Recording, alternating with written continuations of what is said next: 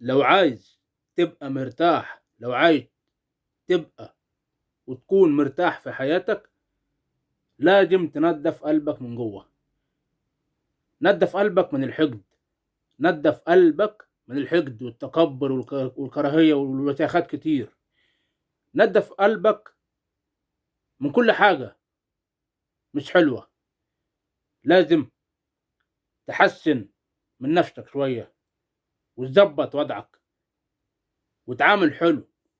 لو كان اسلوبك مش كويس تظبطه، لو كان ردك مش حلو تغيره، لو كان طريقة كلامك وكل ده مش حلو لازم تغيره. والله اقسم بالله هتلاقي فيه راحة بال.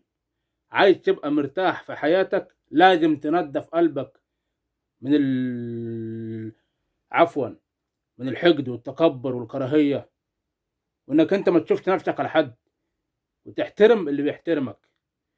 نظف قلبك، والله لا هتلاقي فيه راحة بال حتى تستريح. اما لو انت مش عايز تبقى مرتاح، دي حاجة تخصك انت. فادينا بقولها الصراحة، عايز تبقى مرتاح في حياتك نظف قلبك وخليك كويس دايما مع الناس. وشكرا لكم، واتمنى الفيديو ده يوصل للناس، لكل الناس، واعملوا شير ولايكات، وشكرا لكم.